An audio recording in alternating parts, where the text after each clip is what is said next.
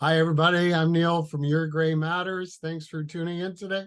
I'm here in the editing department of the Your Gray Matters podcast with my son, Jason, out visiting Jason in Edmonton and learning the tricks of the trade of getting these podcasts ready. Jason, you're doing a great job. Oh, thank you. Yeah, it's great. It's great to have you here. It's great we're able to do this together, because normally we've done this by teleconference, as they say. So it's good. So we're here to record an intro for this week's podcast, which is all about recycling. What are some of the top things you took away from this episode without spoiling anything? Absolutely fascinating. You know, every time you recycle something as simple as taking those batteries out of your remote when they're used up for your TV or your flashlight, and you go to a grocery store, your local area, and you put them in the receptacle. Once they're recycled, part of that recycling ends up in the food chain. It adds small nutrients, things that we need when we eat, into the food chain. Yeah. And this fellow, Wayne Elliott, who I've been very lucky to interview, I've become a friend with him. He also has another product called Iron Earth. Again, we need these micronutrients. We need the special acids in our soils that are not there because we keep using the soils too often. So when you recycle, you are affecting what you eat and the health for yourself, your friends, your family, your children and grandchildren. I found today's podcast really interesting. Yeah, I found it absolutely fascinating. Well, I think that's a good start. Everybody, enjoy this episode. Thanks for tuning in.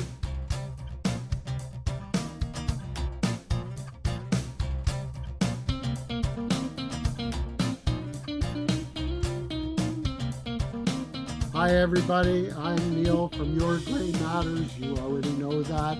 And we're really excited to have you on the show with us today. You know, we are attracting people, as you know, because of our gray matter. And whether you have gray hair or no hair or red hair, but come on, we know what's under there. We're glad to have you here. And being a mortgage broker, being an entrepreneur, as you know, I'm always looking to speak to successful, wonderful people, especially when this gentleman, Wayne Elliott, are doing something really super for our community. I had the privilege of meeting Wayne just a little less than a year ago. Just absolutely decided that I met one of the best people ever. And Wayne has a number of businesses, which we're going to talk about today. Let me introduce you to my friend, Wayne Elliott. Wayne, welcome to Your Gray Matters podcast. Thanks for being on. Well, thanks, Neil. It's great to be with you. I really, really appreciate this. And Wayne, you know, I've learned so much from you. You are a serial entrepreneur. You have a lot of really good businesses, but more than that, you have terrific knowledge. You have a wonderful way about you, very welcoming. And you're one of those great Canadians, let's call you. Don't want to make you too big because I know that you're not running for prime minister, but I just thought I'd say it anyways. Thank you. That's very kind words. So Wayne, why don't you tell us a bit about you? Tell us where you're from, your history a bit, because we'd love to know. I was born almost 70 years ago in Hamilton, Ontario, the Hammer, and that was my hometown through high school. After high school, I went to University of Miami in Coral Gables, Florida. And I always loved sports, baseball and football. And so I played a bit of that there and then back here in Canada afterward. But I started in the summer times working for the company my dad worked for from about age 13 or 14. In a shipbreaking yard in Hamilton that he had started for this family. And so I kind of, I became intrigued with ships way back then. It took a few years. I was in the Dairy Queen business. All that did was clog my arteries because milkshakes were my favorite food. Thank God I discovered a natural formula that cleared my arteries, and the reason I'm here today. And so, like that Phyllis Shave guy, I liked it so much we bought half the company. And so I do radio shows for the natural health business. I've done sometime last month. I passed my 1,000th show, and Wow. that's in like 26 or 7 years. So it's not that many, but it's still a lot of shows. It's And terrific. really, how I make my living, I'm a recycler, scrap metal merchant, or junk dealer, as they used to call us. But a recycler, and our main enterprises are battery recycling, spent batteries, which I'm very proud of. We invented and designed a process to take the bulk of the alkaline batteries and use them as a micronutrient additive for fertilizers to grow corn in the United States. That was a wonderful thing. I hated to see the batteries go into the landfills for future generations to suffer the effects. It was my motivation. And so that's a very business makes me feel very good. As I'm an environmentalist, there's no doubt about that. For sure. I do think that sometimes we take things too far, but by and large, I'm certainly in favor of the environment. I'm a little fearful of global warming with some things I read this morning, but we won't get into that. Sure. I do love the environment. I mean, I love nature. Jim Strauss taught me so very much about nature and how our health and how everything works together. Everything's connected, so to speak. And that not only saved my life, but changed my life. So it's a real passion. But how I make my living really is recycling. And our main business today is with ships. We're the world's oldest active ship recycler, or shipbreaker, as we're most often called. So we're 3 generations at ship recycling, and my sons, the 3rd generation, have expanded into shipwreck removals and retrieving vessels off the bottom in various places on both coasts of Canada and the Great Lakes. And so, yeah, we've been attached to the ships my family has all the way back to 1950, when the family began, my dad, uncle, and grandfather began to provide groceries and provisions to the ships. And that business still runs today in Hamilton. My cousin owns and operates that business. So we've been kind of connected to the ships for a long time. And so I'm never bored, Neil. I'm never bored. I'm switching hats on the fly. I would have loved to have been and I could have been a pro baseball player, but my one terrible fear in life, flying, that put a kibosh on any further sports to make a living at it anyway. I just couldn't imagine getting in an airplane 150 times a year. I mean, I'd have a nervous breakdown before the season was over. So I went a different way, and I'm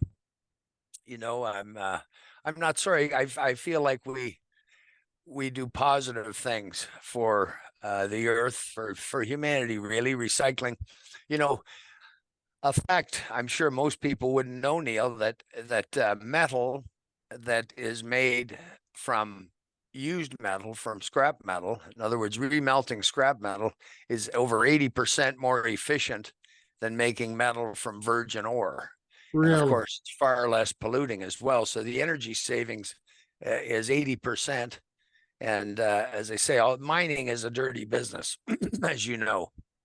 Whether you're mining for oil or you're mining for gold and copper, it is a dirty business. I don't know whether you've read any of the reports or stories on the tar sands in our country out west in Western Canada. And, you just can't do those businesses without creating these ponds and so forth, and yes, polluting, Absolutely. So, Well, Wayne, I love the way that you've been saying this, because Your Gray Matters actually grew out of 2 ideas that I believe in. Number one is that the human mind cannot be defeated, and therefore we'll always find a way. And you're a great proof of this. The other is that Your Gray Matters wants to bring solutions. I call them miracles that already exist, but people aren't aware of them. And this is probably one of the main reasons that I wanted to have this discussion with you today about recycling. Of course, you and I are aware of a product that will clean up those tailing pits and those terrible hydrocarbon spills and copper and things. You're right, it exists.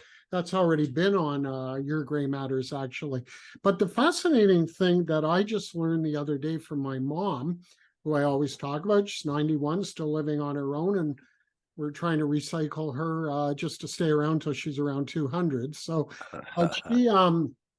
she told me something 2 nights ago that I never knew, Wayne, that just before the war started, my late grandfather, her father, who was actually born in Toronto, we've been in this country a long time, he got this idea that when houses are used up, he should tear them down and then recycle the materials. And he was apparently one of the first guys in Hamilton who came up with recycling. I never knew this.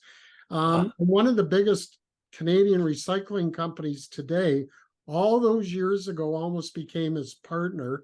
I'm kicking myself that they didn't, that he didn't do it. But yeah, recycling apparently was a big part of my family, and I never knew that. And I have to thank you also, because we're all concerned about climate. We're all concerned about this little ball of soil that's floating around in space, and we need to take care of it. But as I hold up this battery, ladies and gentlemen, you have these batteries. You're forever throwing them away. Did you ever wonder what happens to them? Well, now you know. They end up in Wayne's factory. And the beauty of it is that Wayne, as he was saying, is he's able to recycle these for the good of the environment. I was wondering, Wayne, if you could delve a little bit deeper into that, because I've been into your offices. I've seen what happens to these batteries. And if you're comfortable, I'd love you to tell people a little more what happens to these batteries. Well, we're really proud of this process, and it took years to develop the final version, Neil. That's a high quality black mass, we call it, because it looks like black sand, really. It's 60% of the weight of these non-rechargeable batteries that many of us use in our TV remotes and flashlights, and you held some of them up just then to the screen. They still comprise 85% of the consumer battery market, are the alkalines, the single-use non-rechargeable. So that was one of the things that attracted me to go after those almost 40 years ago now, was the volume of them. And frankly, there were some bigger, very wealthy companies handling some of the other types with more valuable contents like nickel and a cobalt. So, we went after the alkalins, and after 5 different process patents, I believe, we have a process that 60% of the battery is this black mass that has 4 out of the 8 micronutrients that everything needs. We need all 8 of them to stay alive. Well, there's 4 of them in our black mass. That's iron, zinc, manganese, and potassium. That's 4 out of 8 that we cannot live without. They're using it primarily to grow corn for ethanol in the United States. And believe it or not, with 30 pounds, not spread right on the ground, Neil, but rather they do a further process, leach it, and combine it with their fertilizers. With the use of 30 pounds of our black mass on 1 acre of cornfield, they get 20 extra bushels of corn. Wow. So it's done incredible there. And of course, the jacket or the case of the consumer batteries is steel, is a ferrous alloy, and that's about 25% of the overall battery weight. And that is sold to steel manufacturers for remelting. Again, there's great savings to remelting scrap metal as opposed to making it from virgin ores, and much less pollution at the same time. So really, the recycling business, when it comes to metal, is about conservation.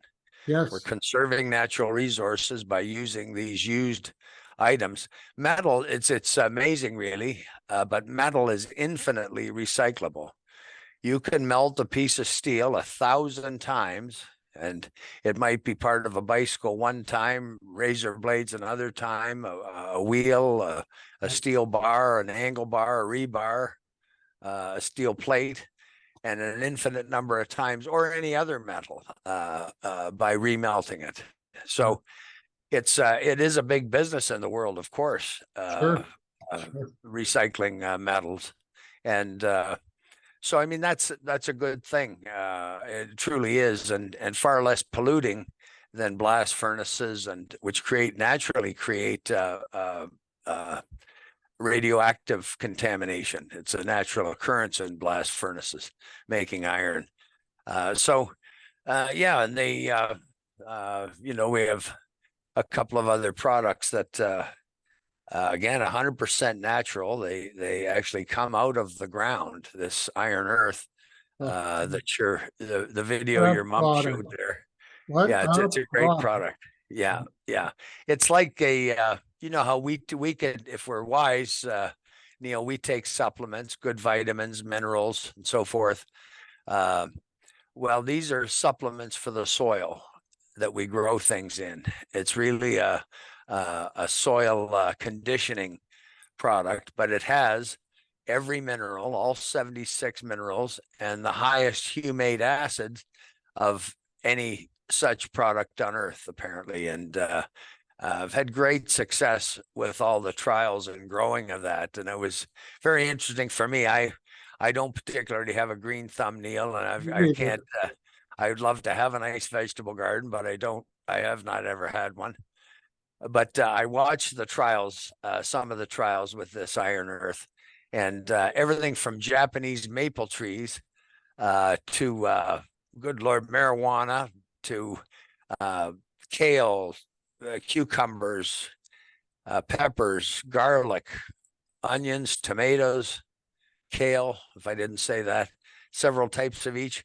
And I was amazed, Neil, that the bounty, the quantity, either because the leaves were bigger or the fruits themselves were bigger or there was more of them. And the taste, the first thing I thought, Neil, when I tried a leaf of romaine lettuce, my favorite, right out of the garden, standing right there a few years ago, it's how lettuce tasted when we were kids before they genetically modified things and used all these chemicals and sent us lettuce from Florida and Yeah. faraway places. We haven't done ourselves a lot of favors when it comes to living naturally. We're surrounded by chemicals these days. Yeah. So, all of these things that I do feel passionate about, sometimes you almost want to curse your training, Jim Strauss and all the things he taught me, but I can't, of course. Yes. It can drive you a little bit You crazy when you see cannot some of the things. unlearn, Wayne. We can't unlearn. Once we know, we know. That's right. I gotta jump in here, Wayne, because I've had a team on the ground all this growing season, as you know, with Iron Earth. I don't have a green thumb either, but I like food and I love watching things grow. I was telling you off camera, my mom's 91 and she's a grower, and she just sent us another testimonial of how great her plants are since she started with the Iron Earth. And other people now are starting to report incredible growth. They're getting excited for their tomatoes to bloom because they've never had such big tomatoes on the plant. And the plant itself is 6 inches taller than the one that they didn't use the Iron Earth. And so it's fascinating. But you know what's the truth, Wayne? And it's right on the packaging. We need these minerals. We need the humic acid. This is for us. This is for all living things that eat vegetation of any kind. It helps our trees. It helps plants grow stronger. But it's even in the Bible that after 7 years of growing, you're supposed to leave your fields fallow for a year and not grow because they're emptied. We've had changes, good or bad. We were taught that as children in grade school, Neil. You got it. You and I were. I never forgot that. And of course, if you think about it, it makes sense. Nature rejuvenates itself because those vegetables and plants and fruits and so forth are drawing these valuable minerals and enzymes and so forth out of the ground. And so they say, I guess, I don't know about the whole world, but largely our growing soil is depleted. Yes. Hence all of the new chemicals they've had to come up with, Neil. Yep. All of these, and then when it comes to seedless and genetically modified foods, anything seedless cannot reproduce itself. Exactly. Anything that can't reproduce itself has a very weak or no valuable immune system. Agreed. And so insecticides, pesticides, herbicides, fungicides, chemical fertilizers, then chemical preservatives, maybe. It's, we're eating things that we never used to eat. You ate the foods from where you lived in the season they grew. That was primarily, and that is the way it is meant to be. It's why the Saudi Arabians, for example, did so poorly when they adopted the American fast food diet, Neil. Yes. They went from 0 diabetes to 45% of the adult population. Boom. Wayne, it's so fantastic what you're saying. Years ago, Linda and I were seeing a specialist, and he was a bit of a naturopath, and he was a very special doctor for a challenge that we were having. And he said, one of the problems with food today is that your body doesn't know what it's eating, so it doesn't know what it's doing, what to do with it. And I think the Iron Earth, and I have to tell you, I'm sold because everybody I've given it to is calling, and I report to you. But the fascinating thing is we've recently, and I'm not making a political comment on this, it's just fertilizer has been reduced. The amount of fertilizer that farmers can use to produce our food has been reduced by the government. So is this product a replacement for fertilizer, would you say? How would you approach this? Well, they made the company get a fertilizer number, ID number, but truthfully, no, not really. And that isn't that's not, I'm not trying to promote chemical fertilizers, Neil. Sure. But not really. You got to take one step further back. Being a soil conditioner, you wouldn't need all these things in your soil if your soil had the minerals and correct enough humate acids and so forth in it. We wouldn't need any of that. But and so we've seen it, any soil we can buy, really, there's no magic pile of soil anywhere. And hence all the chemicals that they use on it. But what's real important as well is our bodies don't have equipment to deal with these chemicals. There was no man-made chemicals when we were created. Yep. As opposed to natural things, our body knows exactly what to do with it. At Cub Scout Day, when we had to sell apples, hopefully for a nickel a piece, I always ate half the basket. You and me both. I got home earlier and I had my fill of apples. Well, I didn't get sick. You might use the bathroom more often if you overdo it on food, but your body knows what to do with it. It doesn't with these chemicals. And if you saw, I don't know if you've been to my house yet, Neil, but on the north shore of Lake Erie, I just hate it after big rainstorms when I see what flows down it's like the drainage ditch, I suppose, about 100 yards down from my home, that flows into Lake Erie. It's like dark Guinness type beer, and sometimes with a head of foam on it. And that's coming off the fields and breaks my heart, honestly. And, it's just, and all for what, Neil? Because we didn't leave the fields every 7th or 8th year to replenish themselves. So for money, we've done this to ourselves. It's something, and I'm hoping that we can smarten up and get something done on this global warming. That a disturbing report came out this morning from the oceanographic experts at several universities that the Atlantic current, the Atlantic conveyor, is slowing considerably and warming. And we may have 20 years to get this turned around before that conveyor stops. So, I mean, we have to start taking these kinds of things seriously, Neil.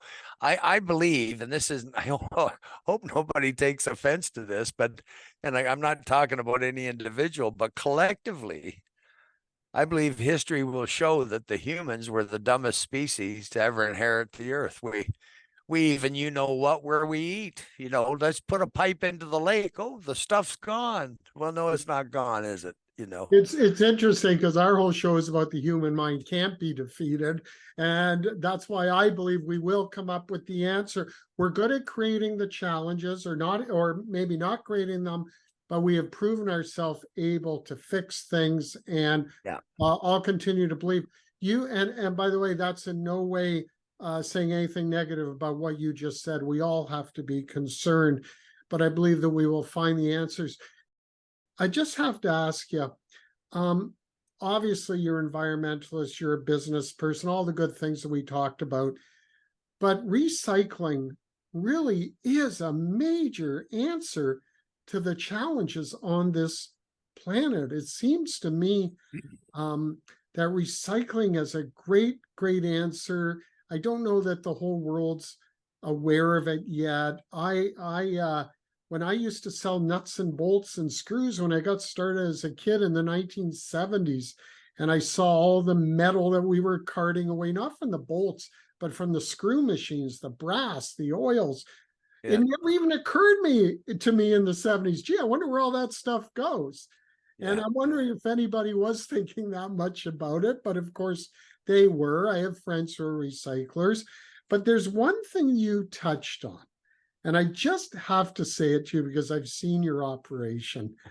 Ladies and gentlemen, you drive along the Great Lakes, you drive along these great bodies of water, and you see these massive, incredibly long ships, like 2 football fields long or whatever. Did you ever wonder what happens to them when they're out of service? Because that's a lot of metal, a lot of everything on it.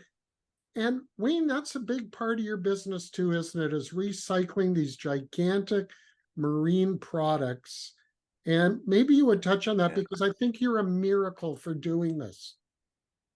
Well, it's a third generation business for us, Neil. My dad started it with a family and for a family in Hamilton. And, so we're at it for 3 generations. It's challenging, it's dangerous work. It's truly safety first around there. It's you're handling very heavy lifts of steel and so forth. But so I think I mentioned it earlier, we're the world's oldest active shipbreaker. And it's a tough business, but it's interesting business. Obviously we like it or we wouldn't keep doing it. Sure. But it's largely a gamble on the sale of the scrap metal because you don't know the price 6 months in advance or anything like that. But that's just part of the business, I guess. And when you see what happened and still happens to a certain extent on the other side of the world, Neil, asbestos thrown into the ocean, oil leaking, this kind of thing. And worst of all, in my opinion, human safety. It's a shame some of the things where humans are prepared to give up for the sake of money, to have it done cheaply. Before COVID, so this information could be 8 or 10 years old, but I recall in India, the skilled workers were getting about 30 cents an hour American money. And the unskilled, like ladies in bare feet that were carrying mattresses, because they beach these things out in the water still. So they were getting less money. In Bangladesh, who took over a lot of this shipbreaking, the men at that point were getting 20 cents an hour and the women were getting 12 cents an hour. Wow. So, I mean, when you think about it, these ship owners, they don't like me for saying this, but they generally made a lot of money with these vessels out in the ocean over the course of 30 years lifespan. On the lakes, 60, 70 years more sometimes lifespan. They made their money with the ships. And what other trash doesn't cost us to be rid of at the end of the day?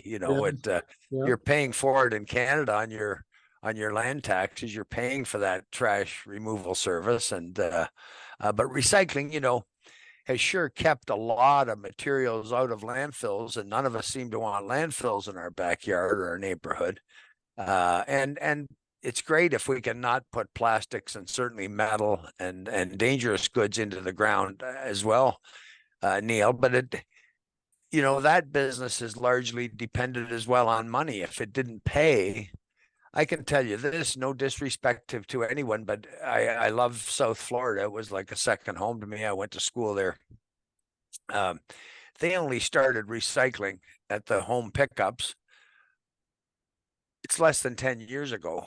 My Lord, really? And I was in Las Vegas with a mutual friend of ours years ago, before not so many, I mean, like 10 years ago, those scores of hotels, Neil, 4,000 and 5,000 rooms in each, a newspaper in every one, Yeah. all those aluminum cans, Yeah. and they didn't recycle.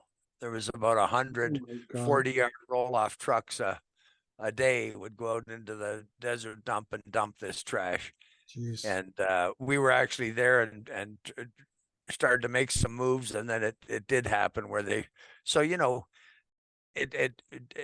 it doesn't always pay with newsprint. You can only transport and truck things so far, but if the alternative is polluting and needing more dumps, we have to make these choices, I guess. Yes, we do. Well, Wayne, it's funny, and just by an odd coincidence, I live in Hamilton, like where you were born. I've just recently been asked to serve on the Citizens Committee for Hamilton Landfill. And I thought, and I will always do anything to do my civic duty. I have no idea what I'm getting into. Our friend Alan Freeman is the chairman, and so I'll give him a plug. But the truth is, I'm very excited to learn about what we really do with these things to increase my own knowledge and awareness. And ladies and gentlemen, along those lines, I really want to thank Wayne Elliott today for many reasons, but I want to encourage you. Wayne's recycling bins for batteries are, I think, everywhere. I think I've seen them in every grocery store, Wayne. I see them, somewhere local to everybody. And I want to encourage you, when you're finished with your batteries, if it's not your habit to take them to the recycler and put them into these bins, please do. You're having a positive effect on our earth in many ways. One is doing the right thing, to put that sort of garbage where it should go, but it is allowing people like Wayne to recycle the product, to affect our ability to grow food, to save our planet, to reuse the metals, as Wayne said. I mean, this is a terrific thing that you can simply do by dropping them into the receptacle. Sometimes our ability to help in saving our own earth doesn't have to be a massive thing. It can be as simple as putting your refuse, your batteries, whatever you're throwing away, in the right receptacles. And Sure. we have ways now, skills to recycle them, to get rid of them, to sort through and decide where's the best place to put stuff that we've used. So Wayne, I really want to thank you and congratulate you on doing that. Ladies and gentlemen, I've been lucky. Wayne is a great teacher and scholar, and he won't tell you that, so I'll tell you that. And he Thanks, Neil. I'd like to say one more thing. We all Sure. love our children and our grandchildren like crazy.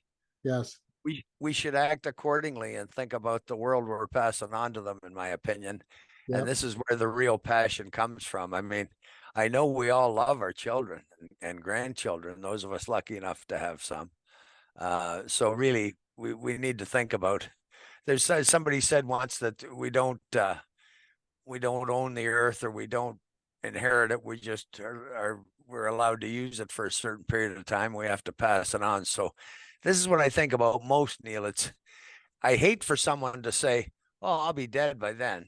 Yeah, well, you can't. It's our there'll kid. be other people behind us here that Yeah. that we need to watch out for. I Anyway, thank you agree. for having me, Neil. Hey, My pleasure. thank you, Wayne. It is a pleasure. I'm sure I'll catch up with you before the end of the summer.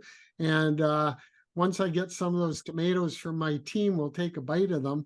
And by the Beautiful. way, congratulations, because I know that you do a lot for the food bank, thanks to Iron Earth. And we can all make a difference, folks. If you want to learn more about what Wayne does, or if you'd like to try a sample of Iron Earth, just email me, as you always do, at yourgraymatterspod at gmail.com, yourgraymatterspod@gmail.com. And in the subject line, just put Wayne Elliott and tell us what you're after. And with that, Wayne, bless your heart. Thank you. And we will see you again soon. Stay well. God bless till then. Thank you. Thanks very much. And bye, everybody. Thank you. Thanks for listening to the Your Gray Matters podcast.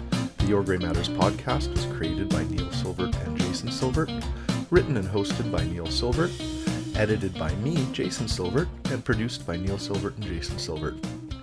Please follow us on any major podcast platform, watch us on YouTube, like and subscribe, and email us at yourgraymatterspod@gmail.com with any questions or feedback. Thanks for listening. Views, thoughts, and opinions expressed are the speaker's own and do not represent the views, thoughts, and opinions of the Your Gray Matters podcast. The material and information presented here is for general information purposes only. The Your Gray Matters podcast name and all forms and abbreviations are the property of its owner, and its use does not imply endorsement of or opposition to any specific organization, product, or service.